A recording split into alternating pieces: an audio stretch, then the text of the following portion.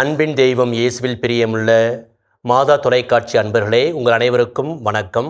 அன்றாட உணவு என்ற விவிலிய விளக்க பகிர்விற்கு உங்களை மகிழ்வோடு வரவேற்கின்றேன். இன்று குருத்து ஞாயிறு. இயேசுனுடைய வாழ்வில், அவர் வாழ்வுடைய இறுதி கட்டத்தில் 2 விதமான பயணங்களை நாம் பார்க்கின்றோம். ஒன்று குருத்தோலை பவனி, அது எருசலேமுக்கு செல்லுதல், அந்த பவனி, அந்த பயணம். இரண்டாவது கல்வாரி பயணம், அது கல்வாரி மலையை நோக்கி சிலுவையை தூக்கி கொண்டு இயேசு சென்ற பயணம். 2 விதமான பயணங்களை இயேசு இறுதி கட்டத்தில் அவர் நிகழ்த்துகின்றார். முதல் பயணம் ஒரு மகிழ்ச்சியான பயணம், ஒரு புகழ்ச்சி பயணம், ஒரு போற்றுதலுக்குரிய பயணம். அவரை புகழ்ந்து போற்றி மகிழ்ச்சியோடு கழுதைக்குட்டியிலே அமரச் செய்து எருசலேமுக்கு அனுப்பி வைக்கிறார்கள். இரண்டாவது பயணம், அவர் சிலுவையை மேலே சுமத்தி ஒரு துன்புறும் ஊழியனாக, எப்பொழுதும் பாடுபடும் அந்த ஊழியனாக அங்கிருந்து அவர் கல்வாரி மலைக்கு செல்கின்றார். இந்த 2 விதமான பயணங்களிலே நாம் பார்க்க இருப்பது ஒலிவமலை. ஏன் இந்த ஒலிவமலையை பற்றி நாம் பேச வேண்டும் இப்பொழுது என்று சொன்னால், அவர் எருசலேமுக்கு அந்த கழுதைக்குட்டிலே அமர்ந்து செல்லுவதற்கு முன்பதாக அவர் ஒலிவமலையில் சென்று ஜெபம் செய்துவிட்டு வந்தார் என்று வாசிக்கின்றோம். இந்த ஒலிவமலை என்பது எப்பொழுதுமே ஜெபிப்பதற்கான இடமாக இருக்கின்றது. இயேசுவுக்கு மட்டுமல்ல.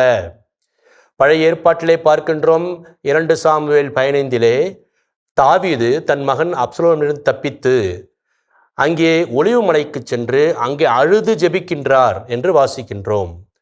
அதே போல செக்கரியா 14ஆம் அதிகாரத்தில் அங்கே சக்கரியா முன்னறிவிக்கின்றார், இந்த மலையிலே அவர் மெசியா இறங்குவார் என்று முன்னறிவிக்கின்றார்.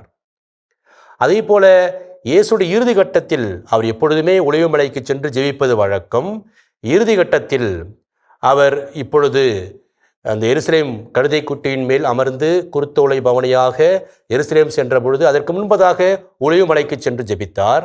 அடுத்து சீடர்களோடு சென்று அவர் பாடுபடுவதற்கு முந்தின நாள் அங்கே போய் ஜெபித்தார்.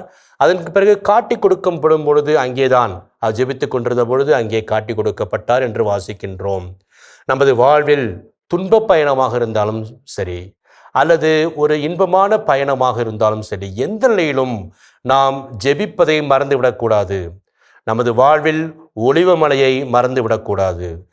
இயேசு எப்படி அவர் மகிழ்ச்சியான பயணமாக அந்த குருத்தோலை பவனிலே சென்றாலும் அவர் ஜெபித்து விட்டு தொடங்கினார். அதே போல கல்வாரி மலைக்கு செல்லும் பொழுதும் அவர் ஜெபித்தார் என்று வாசிக்கின்றோம். நமது வாழ்வில் எத்தகைய பயணமாக, இன்பமான பயணம், துன்பமான பயணம் எதுவாக இருந்தாலும் ஒலிவமலையாகிய ஜெபத்தை நாம் கைவிட்டு விடக்கூடாது என்று இந்த குருத்து ஞாயிறிலே நாம் நினைவு கொள்வோம். இயேசுவுக்கே புகழ், இயேசுவுக்கே நன்றி, மரியே வாழ்க.